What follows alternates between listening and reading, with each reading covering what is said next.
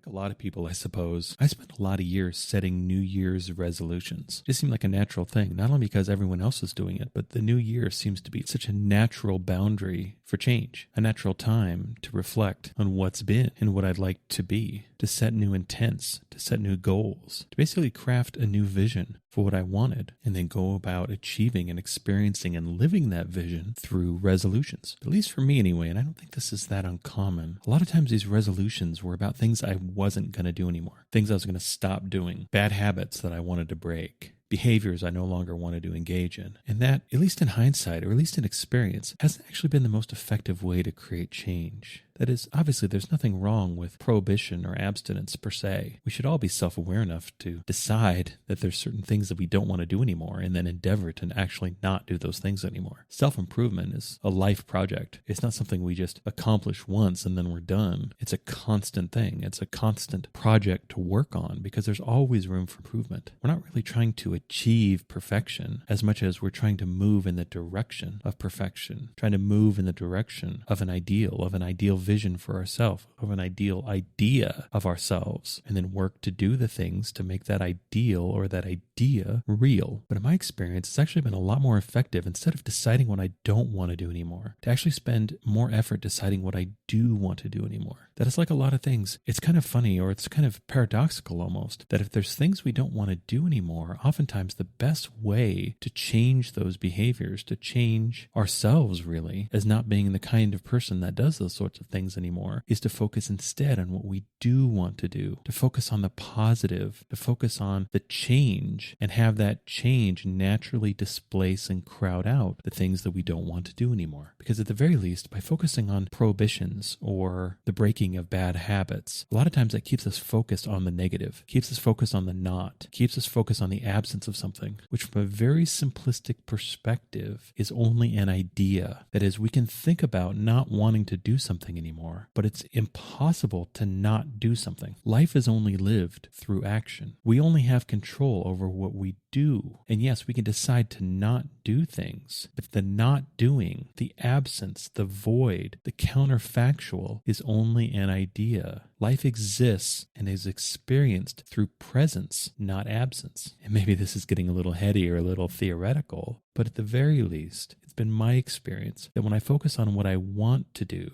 when I focus on the positive, when I focus on the creative, I just find that that naturally crowds out the things that I don't want to be doing anymore. Like, for example, let's say we have an unhealthy habit of coming home from work, stressed out, and just absolutely gorging, absolutely stuffing our face, eating until we're practically sick. And we notice ourselves doing this over and over and over again. And we notice the downstream effects of this doing as well. It doesn't make us feel very good. And persisted in long enough probably doesn't make us look very good, at least to ourselves, at least to our ideas about how we'd like to look. So how do we quote unquote break this habit? How do we set a resolution to change this? That yes, absolutely, we could lean on our willpower and force ourselves every day when we come in the door to not do that, not go to the refrigerator, not go to the pantry, not go to wherever the snacks live, and instead do something different. But there's a problem with that. That not doing is just an idea, because when we walk in the door, we have to do something. We are doing something. And so a lot of times it's a much easier, healthier, more simple route to, instead of focusing on what we don't want to do, to focus on what do we want to do instead. What's the positive? What's the behavior? What's the action that will displace the behavior that we don't want to do anymore? And we can come up with all sorts of ideas. If we find that this overeating habit is really coming out of stress or really coming out of anxiety, well, what other things can we do to lower our stress and our anxiety? Can we do some sort of a meditation practice? Can we go for a walk? Can we exercise? Can we just sit down in a chair and just chill out? Are there other ways of soothing and dealing with what's going on inside, which is ultimately driving the unhealthy behavior they want to change? That perhaps we've adopted the unhealthy pattern of immediately overeating to deal with this conflict, to deal with this inner turmoil. Well, are there more thoughtful, more positive, more healthy ways to deal with this inner turmoil? And once we've identified those things, focus on doing that. Because if we keep our focus on what we're doing, we naturally stop doing the things that we don't want to do anymore. And again, all we can do is do. We can't not do. Not doing is an idea, is a comparison, only exists in our minds, is only a thought, is only an idea, versus our doing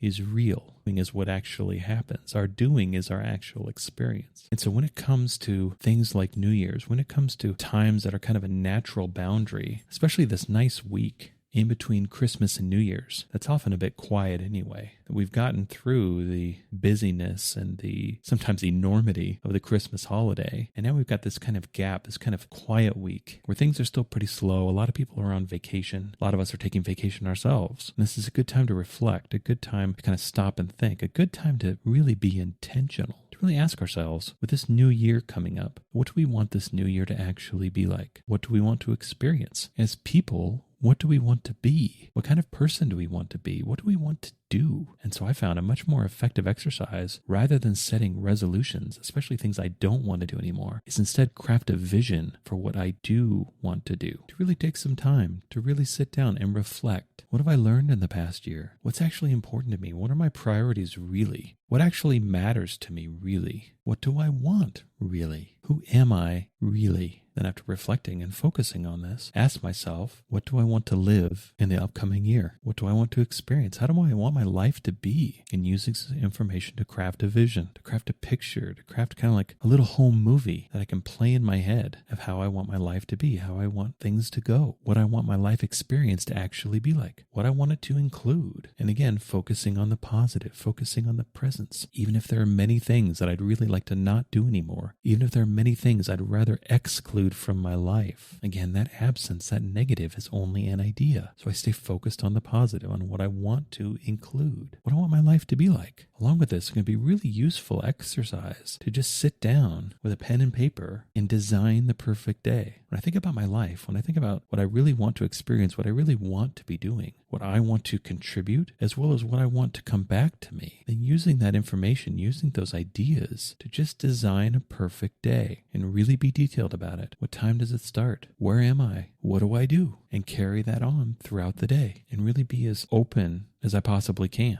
Just use this exercise to put down all the constraints and limitations for a minute. That maybe my vision for my perfect day is wildly different from what I'm living now. But that doesn't matter. I don't need to design the means. I don't need to make this believable or even plausible. I'm giving myself an opportunity to fully identify with what I actually want, what I actually want to live. And by designing this in terms of a day, it also takes the focus off of individual achievement. That a lot of those ideas that I'll be happy when I do this, I'll be peaceful or satisfied when I do that. Focusing on the end result of accomplishments, again, are ideas. We actually live our life one day at a time. And if we can at least be clear on what our perfect day looks like, that can give us a much more clear vision for what we want our life to actually be. Of using this ideal day as a building block, as a stepping stone, as a cornerstone for what we want our life to actually be like. For crafting a vision of what we want our life to be, what we want it to include, what we want to do,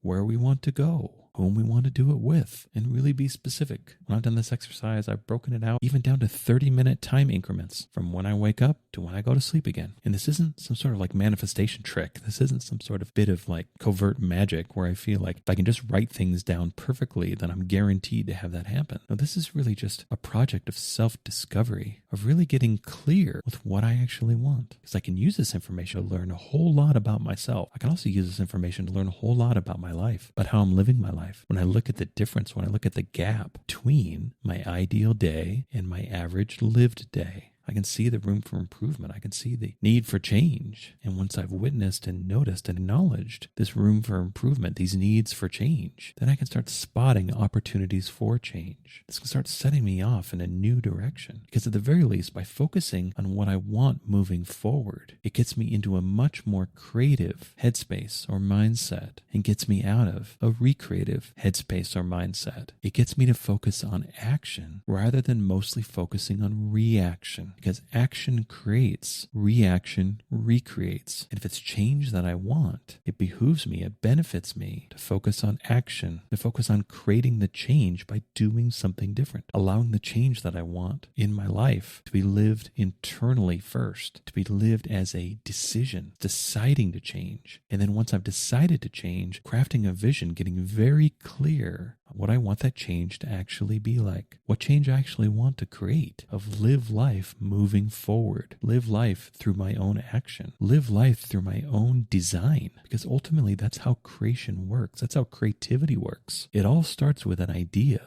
That idea blossoms into an intent. If that intent is held strongly enough, that intent transforms into action. If that action is maintained and sustained enough, that action leads to change, leads to living a different experience. That in a lot of ways, if not in most ways, life is lived from the inside out. That all change in our life, at least conscious change, starts with us. It starts internally. It starts with us making the decision to change. Starts with us crafting a clear vision, getting a clear idea of the change that we actually want to create. That we are the ones who set intentional change in motion. Because as long as change is being set in motion by anyone or anything else, it isn't really intentional. That isn't really conscious. Again, that's us reacting to what happens to us. That if it's change that we want to create, ultimately that redounds to us acting. It requires us to be the change. To create the change that we want to have in our life, it must come from inside of us first. We must be it first. We must decide to change first.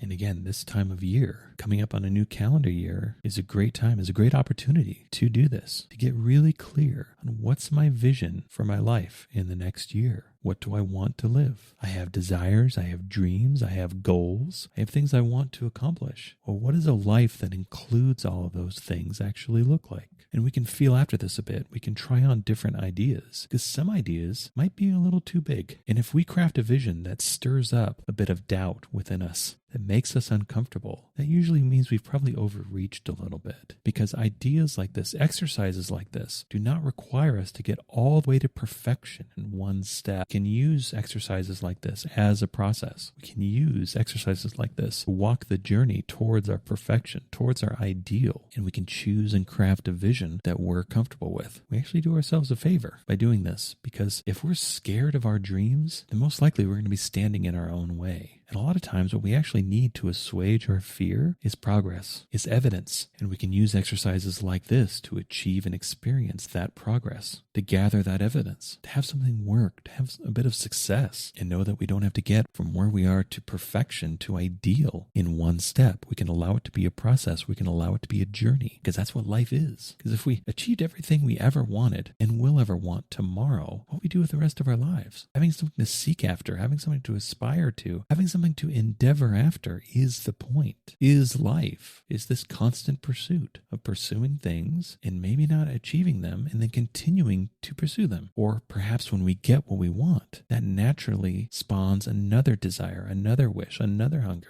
And then we pursue that. Or perhaps we get what we want, but we get it through an unexpected way, where it doesn't come in exactly how we expected. And because it's different, now that opens up new possibilities. Now that opens up new things we want, new desires, new dreams, because life has delivered something to us in a way that we didn't expect. And on and on and on and on it goes. And I believe anyway, this is the point of life, that what makes a human being different, seemingly, from all our animals is the ability to create, is the opportunity to create, is the responsibility to create. That's why we're all here. That's what we're all doing. We're creating constantly, whether we know it or not. So we might as well do it intentionally. We might as well do it on purpose. We might as well use this incredible power, this incredible gift that all of us have intentionally. Because that's it right there. At the heart of the human being's incredible ability to create is the human being's incredible ability to set intention, to be intentional, to not be reactive, to be active, to be creative. And we can seize this opportunity whenever we wish. And a really good time to seize this opportunity is right now, whether it's the first of the year or not, whether it's January 1st or April 17th or September 12th. It doesn't matter. The best time to do anything that we've decided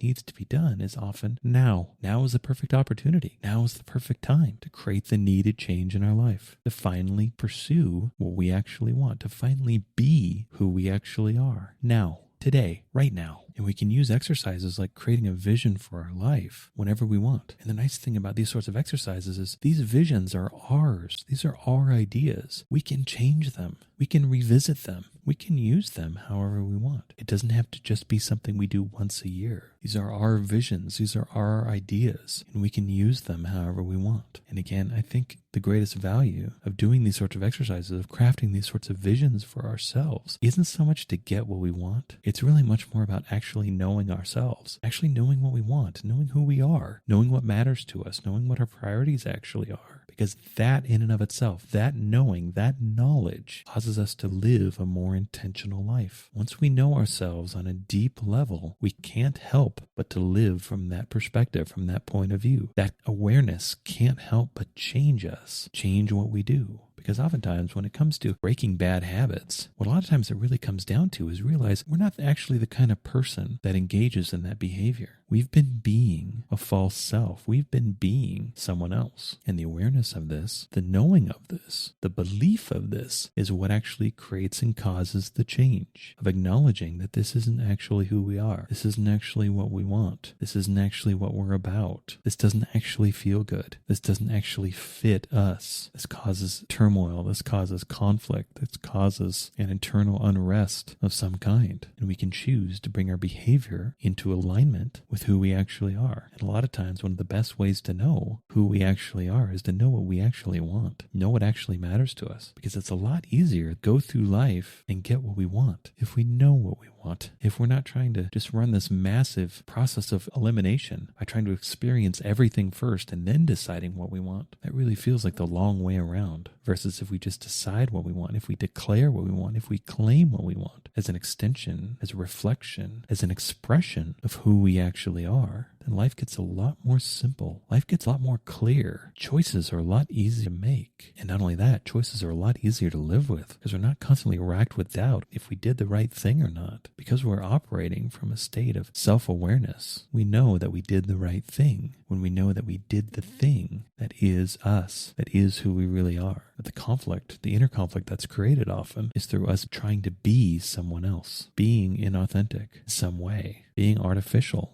being false. The lack of alignment with truth always creates conflict. Truth is the only thing that flows freely. Truth is the only thing that is. Anything that is untrue has to be maintained, has to be perpetuated. It has no power. It has no structure in and of itself. It's artificially created, and thus it has to be artificially maintained. Because again, it's based on not. It's an idea. It's not real. Because what's real is what is. What is not real is what isn't. So as we embark on a new year, or maybe it's just Tuesday, we can craft a vision for ourselves. We can craft the ideal vision for ourselves. We can really get clear on what we actually want by knowing who we actually are. We can align our lives with truth. We can choose expression that's real. We can be who and what we really are, because who and what we really are is the only thing that's actually real.